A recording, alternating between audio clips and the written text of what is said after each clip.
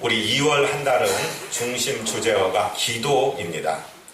기도 중에 최고의 기도는 어떤 기도일까요? 예수님께서 우리에게 기도를 가르쳐 주신 적이 있는데요. 기도에 대해서 두 가지 예를 이렇게 들어주세요.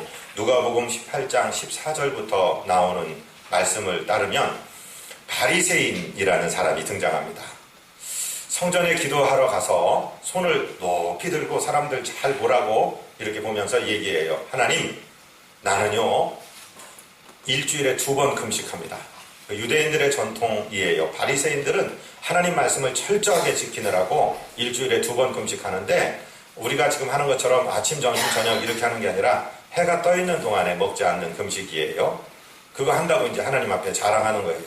그뿐만 아니라 저는 근채와 회향에 11조를 드려요. 자기들이 밀농사 짓는데 그 밀에서 거둔 주 수입뿐만 아니라 그 밭 고랑에다가 심은 그 근채와 회향 이런 것까지 11조를 정확하게 떼요. 그러니까 나는 본봉에만 아니라 보너스니 부수입이니 다 11조를 철저하게 뗀다고요. 그리고 하나님, 저는 저 세리처럼 남의 것 훔쳐먹고 강탈하고 그렇게 토색질하지 않아요. 이렇게 기도를 하는 거예요. 그런데 다른 사람 세리가 뭐냐면요, 나라를 뺏긴 이스라엘 나라에 앞제비 노릇을 하면서 세금을 강제로 막 거두어서 로마 정부에다 바치고 자기가 그 이득을 취하는 사람입니다. 자타가 공인하는 죄인이지요. 세리는 멀리서 하늘을 우러러 바라보지도 못하면서 고개를 떨구고 자기 가슴을 치면서 하나님, 나는 죄인입니다. 나 좀 불쌍히 여겨주세요. 이렇게 기도했다라고 말씀하세요. 그런데 하나님께서는 이 사람이, 즉 나중에 언급된 이 세리가 저 앞에 언급된 그 바리새인보다 의롭다 하심을 하나님께 받고 성전을 떠났다. 이렇게 말씀하고 있습니다. 하나님은 기도 중에 최고의 기도를 회개의 기도로 인정하십니다. 회개하는 저와 여러분 되시기를 주님 이름으로 축복드립니다. 오늘 이 말씀은 그냥 우리가 표면적으로 들으면 기분 나쁜 말씀이에요. 그래서 세속화된 교회들에서는 잘 듣지 못하는 말씀인데, 교회는 반드시 회개와 믿음을 동시에 선포해야 되고 회개를 촉구해야지 주님이 기뻐하시는 교회인 줄로 믿습니다. 오늘 회개가 무엇인지, 어떻게 하는 것인지, 또 회개하면, 그렇게 회개하며 기도하면 어떤 결과가 오는지 이것을 우리가 묵상하기 원합니다. 하나님이 좋으신 하나님이라는 것을 믿으시면 아멘 해보십시오. 아멘. 하나님은 정말로 사랑하는 아버지이시기 때문에 우리에게 최상의 것을 주시기를 기뻐하십니다. 그런데 왜 우리는 이 하나님의 큰 복, 하나님의 거룩하고 즐겁고 아름답고 풍성한 복을 누리며 살지를 못하는 것입니까? 그것을 이사야 선지자는 이사야 59장 1절 2절에서 이렇게 나타내고 있습니다. 우리 같이 하나님 말씀을 읽을까요?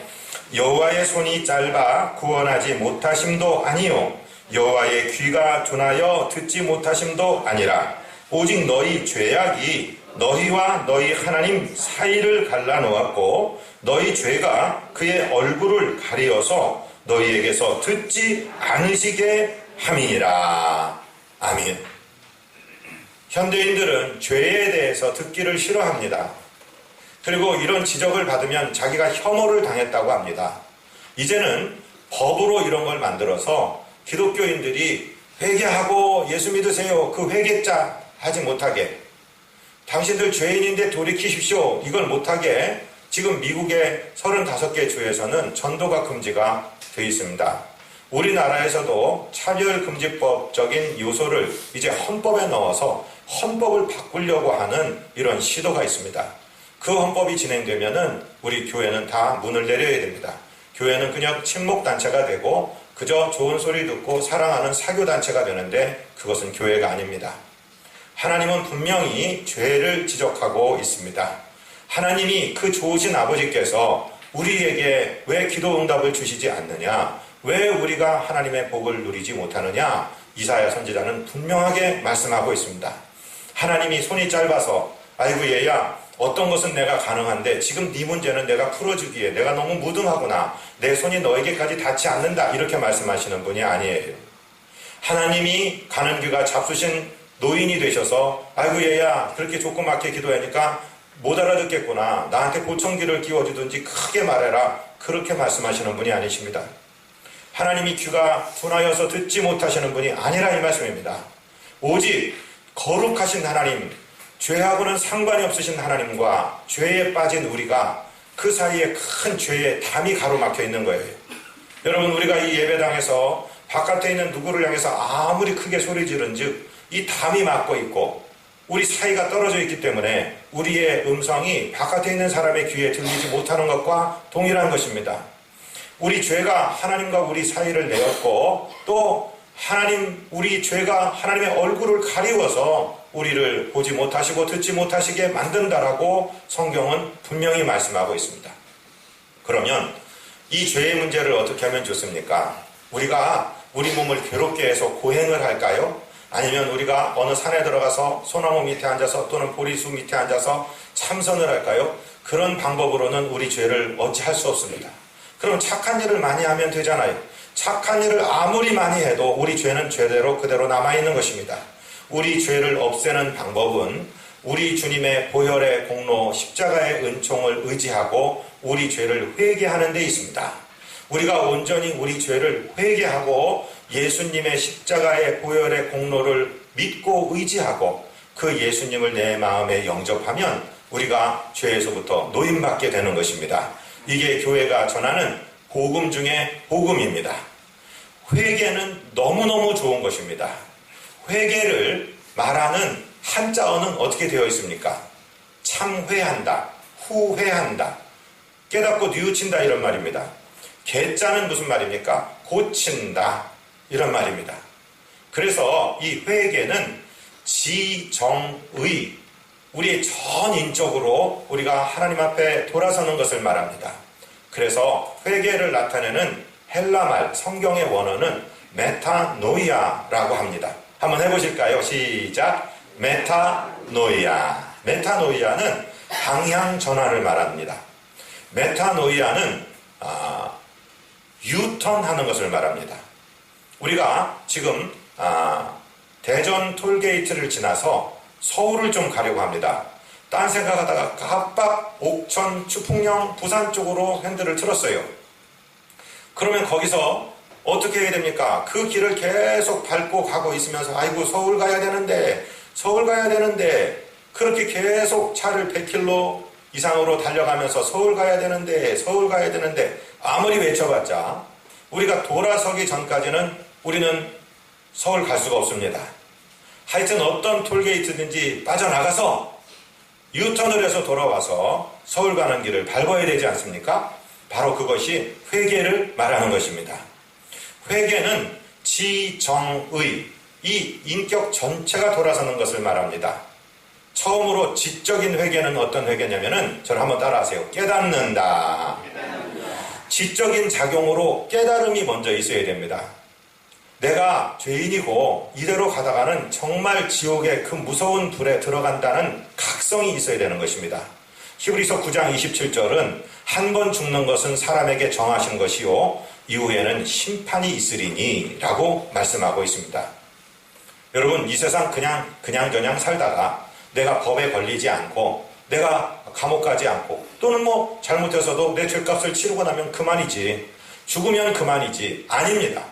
우리가 한 번 죽는 것은 이 세상에 태어난 사람 모두가 밟는 길이고 죽음 다음에 없어지는 것이 아니라 하나님 보좌 앞에 우리가 행한 것에 대해서 말한 것에 대해서 심판이 기다리고 있다는 사실을 인식하는 것입니다.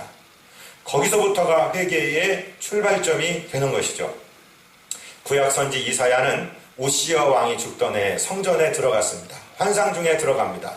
그런데 그 성전에서 무엇을 보냐면 스랍이라는 주님을 호위하고 찬양하는 천사들이 날아다닙니다. 6날개가 달렸는데 둘로는 얼굴을 가리우고 둘로는 다리를 가리우고 둘로는 날면서 거룩하다 거룩하다 거룩하다 하나님을 찬양하는 엄청난 모습을 바라보게 됩니다. 그럴 때 이사야는 자기 각성을 해요. 하나님이 얼마나 거룩한 분이고 나는 얼마나 죄에 빠진 사람인가를 각성하면서 화로다 나여 죽게 되었도다. 나는 입술이 부정한 사람이요 입술이 부정한 백성들 가운데 살면서 왕이신 여호와 그 하나님을 배웠음이로다. 이렇게 말하고 있습니다. 자기가 죽게 되었다. 이렇게 각성하는 것이죠. 예수님의 수제자 베드로는 예수님께서 부르시고 또 그 만선의 기적을 일으키셨을 때 고기 잡다가 밤새 허탕쳤는데 주님 말씀 따라서 깊은 곳에 가서 금을 내리고 났더니 2배에 잠길 정도의 큰 수확을 거두고 난 다음에 바로 주님 발 앞에 엎드립니다. 주여 죄인입니다.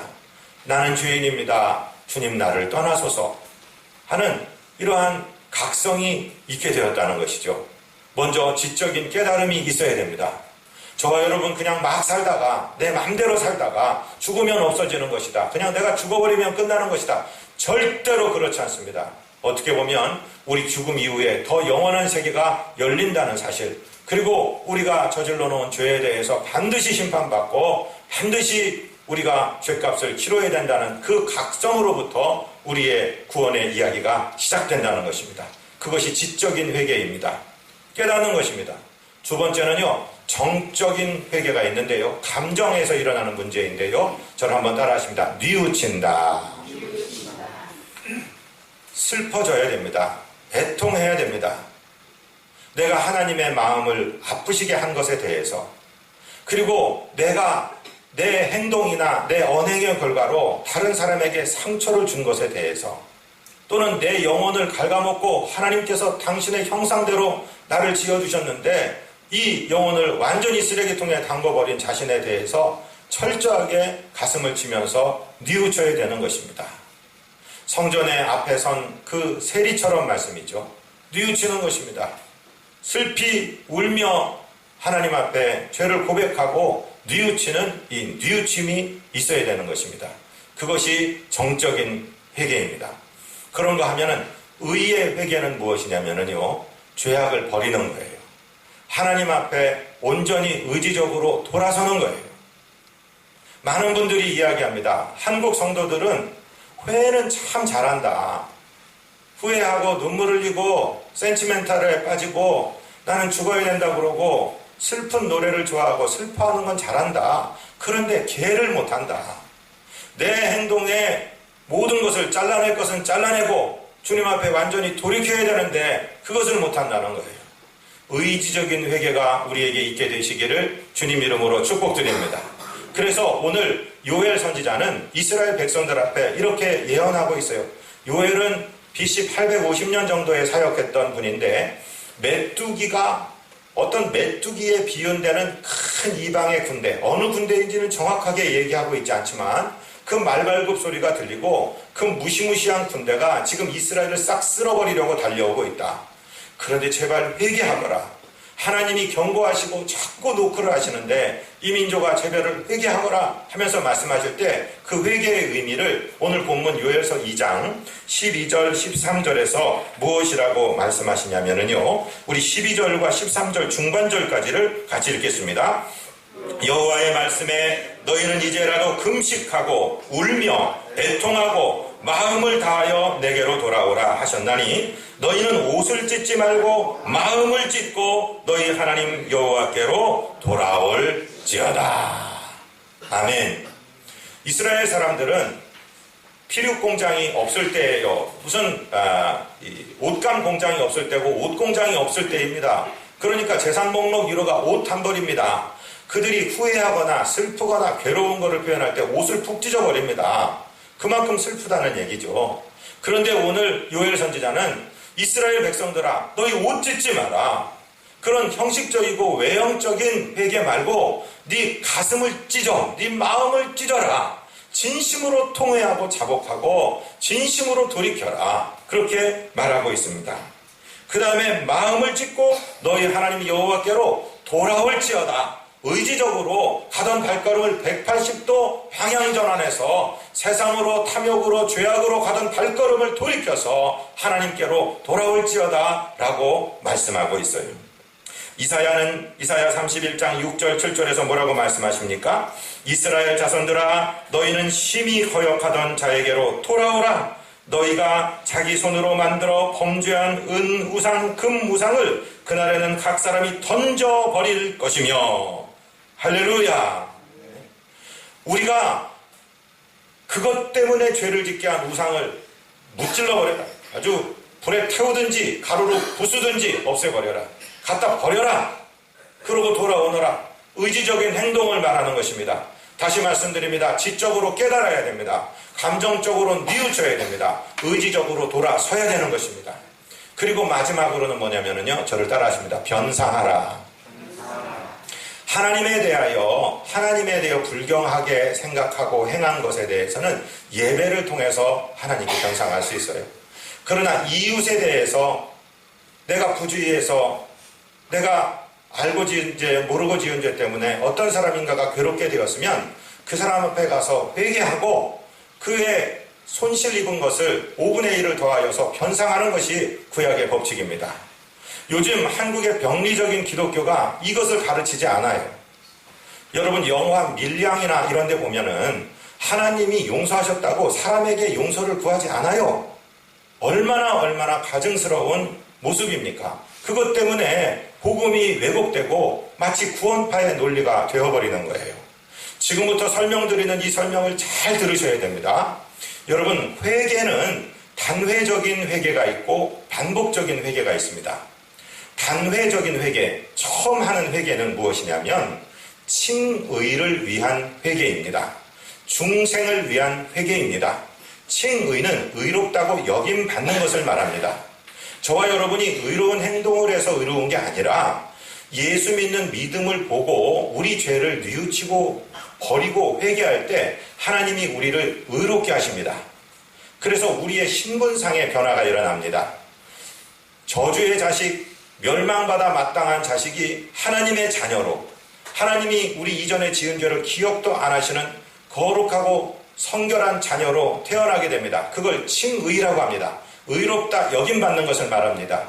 그때는 단회적인 회개입니다. 그러나 회개하고 난 다음에 하나님의 자녀가 된 다음에 여러분 죄를 한 번도 안 짓고 사시는 분이 계십니까? 그렇지 않아요. 중생하면 우리의 신분이 바뀝니다. 저를 한번 따라하세요. 신분이 바뀌었다. 네. 마귀 자녀에서 멸망의 자녀에서 진노의 자녀에서 하나님의 자녀로 신분이 바뀌었어요. 맞아요. 그럼에도 불구하고 우리의 성품은 완전히 바뀌지 않았어요. 우리의 신분은 하나님의 자녀로 바뀌었는데 우리의 죄성은 여전해요.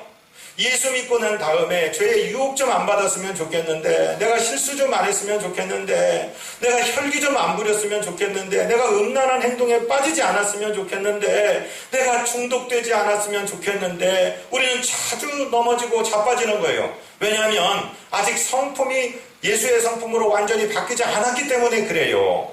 그래서 우리는 날마다 회개가 필요한 거예요. 이 회개는 반복적인 회개입니다. 우리가 주일 예배 시작할 때마다 우리의 지난 죄의 허물을 주님 앞에 자백하면 이제 목사가 뭐라고 선포합니까? 하나님 말씀 요한일서 1장 8절 9절에 의지하여서 우리가 죄가 없다 하면 스스로 속이는 자가 되고 진리가 우리 속에 있지 아니하지만 우리가 우리 죄를 자백하면 하나님께서 미쁘시고 의로우셔서 우리의 죄를 사해 주시고 우리를 모든 불의에서 깨끗하게 해주신다. 할렐루야. 그래서 이 회개는 계속적으로 반복적으로 일어나야 되는 거예요. 다시 이제 아주 어려운 조직신학적인 개념인데 이 말을 이해하시면 우리는 큰 은혜를 받은 것입니다. 중생한다, 영으로 죽었다가 다시 살아난다, 영이 살아난다. 그거는 칭의, 의롭게 여김 받는다. 그래서 한 번 첫 번째 회개할 때 우리는 신분이 변합니다. 아멘. 그럼에도 불구하고 우리는 중생에서 하나님 자녀가 되었음에도 계속해서 성령을 의지하고 또 회개하고 또 회개하고 해서 거룩하게 되고 거룩하게 되는 길을 밟고 있습니다. 이것을 뭐라고 하냐면 성화의 과정이라고 합니다. 저와 여러분은 성화의 과정을 겪어가고 있는 성도입니다. 할렐루야. 그래서 우리 죄를 날마다 회개하고 성령님의 도우심을 날마다 구해서 성령 충만을 힘입어서 죄도 이기고 세상도 이기고 거룩하게 살 수 있습니다. 아멘. 그럼에도 불구하고 육신의 나약성, 언제든지 인간이기 때문에 가지고 있어요. 우리가 진정으로 완전히 거룩하게 되는 것은 영화의 단계에 들어갈 때인데, 그때는 우리가 이 육신을 벗을 때, 우리가 이 육신을 벗고 예수님 다시 오시는 날, 예수님이 부활해서 입으신 그 거룩한 육신으로 다시 입을 때 우리는 진정으로 영화가 되어서 영원히 하나님과 살게 되는 것입니다. 아멘. 자, 저를 따라합니다. 중생, 거듭남, 다시 태어남, 의롭게 됨. 이것은 지금 저와 여러분이 다 받고 있는 은혜인 줄로 믿습니다. 그 다음에 뭐가 일어나냐? 성화. 따라하십시오. 성화. 특별히 여러분들은 성결교회 교인들이십니다. 성령의 능력을 의지해서 죄를 이기고 점점 더 거룩하게 주님을 닮아가는 삶을 살고 있으니까 이것이 정상적인 성도의 길임을 믿게 되시기를 바랍니다. 어떤 분들이 찾아오셔서 그래요. 목사님, 나 예수 믿는 거 너무 힘들어요. 왜? 예수 안 믿을 때는 죄를 져도 죄의식도 없고 그냥 막 살았는데 예수 믿고 나서 나는 죄 좀 안 짓고 살고 싶은데 또 죄를 짓고 괴롭고 이거 내가 구원 받았는지 안 받았는지 막 헷갈리고 흔들리고 못 살겠어요. 여러분, 그런 고민이 있으시다면 지극히 정상적인 신앙을 걸어가는 줄로 믿으시기를 바랍니다. 우리는 자주 넘어집니다. 자주 실패합니다. 그래서 우리는 날마다 더 회개해야 되고 주의 보혈에 다시 우리를 씻어주시는 은총을 또 힘입어야 되고 성령님을 의지하여 세상을 이기고 죄를 이기고 승리하게 살다가 그렇게 살아가다가 주님 부르시는 날 거룩한 몸을 입고 영화롭게 되는 것입니다. 영어로 표현하자면 born again, 다시 태어나는 중생을 거쳐서 우리가 sanctification이라는 성화의 길을 지금 걸어가고 있어요. 그러다가 이 육신 벗는 날 glorification이라는 영화의 단계에 들어가 하나님과 영원히 사는 것을 믿으시기를 바랍니다. 다 죄짓고 다 실수합니다. 예수 믿은 다음에 목사도 실수하고 실언하고 잘못 생각하고 잘못합니다. 그래서 우리는 날마다 주의 보혈을 힘입어야 되고 성령님의 도우심을 힘입어야 되는 줄로 믿으시기를 바랍니다. 이것을 거꾸로 가르치는 이단교가 있습니다. 그게 구원파입니다. 예수를 믿는 순간에 신분도 변화되었고 모든 성품도 다 변화되었다. 그러니까 죄를 사과하는 회개가 필요 없다. 기도할 필요가 없다. 그러니까 오대양 사건이니 세월호 사건이니 별의별 일을 다 겪어놓고서도 사람을 죽여서 안매장을 시켜놓고서도 죄의식이 없는 거예요. 여러분, 영화 밀양을 보십니까? 거기 죄인이, 자식을 살해한 죄인이 그 피해자의 어머니가 예수 믿고 그 사람 용서하기 위해서 찾아가서 그 사람에게 나는 당신을 용서한다. 정말 쥐새끼 뱀 보는 것처럼 실은 그 사람을 찾아가서 주님의 말씀으로 용서한다고 하니까 그 사람이 그럴 필요 없어. 나는 다 하나님께 용서받았어. 이따위의 말을 하는 거예요. 그러면서 그것이 기독교의 가르침으로 잘못 알고 있는 거예요. 절대로 그렇지 않아요. 하나님께서는 변상하는 것을 원하시고 우리가 의지적으로 회개할 때 하나님이 우리를 바로 세워주시는 줄로 믿습니다. 저와 여러분은 지금 성화의 과정을 겪고 있다는 사실을 이해하게 되시기를 바랍니다.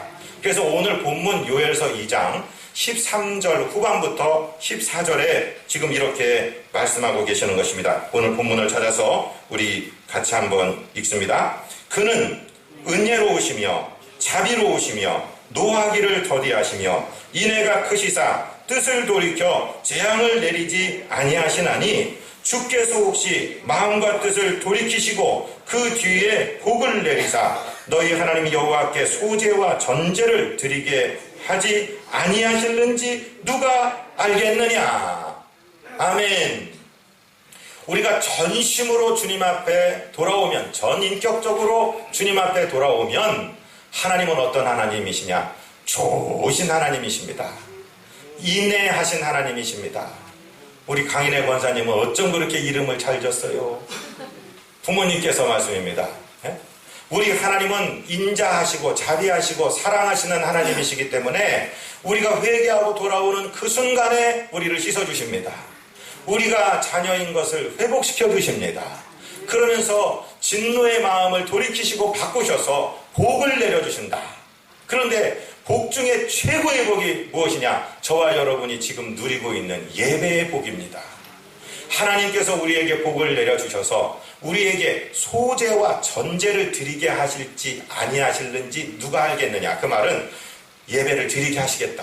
이 소재와 전제는 번제와 속죄제, 속건제, 모든 죄에 관한 제사를 다 끝낸 사람들이 드릴 수 있는 것입니다. 그렇기 때문에 저와 여러분이 죄 씻음 받은 하나님의 자녀로 예물을 가져서 주님께 드리고 몸을 드리고 찬양하고 영혼으로 주님을 찬양하는 것, 이것이 최고의 축복인 줄로 믿으시기를 바랍니다. 회개하는 자에게 이 은혜를 주신다는 거예요. 할렐루야. 하나님은 우리를 사랑하시는 아버지이시기 때문에 절대로 더러운 밥그릇에 밥을 담아주지 않습니다. 하나님은 우리가 복받기 원하는 것보다 더 우리를 복 주시기를 원하십니다. 우리가 은사 받기 원하는 것보다 더 은사 주시기를 원하십니다. 할렐루야.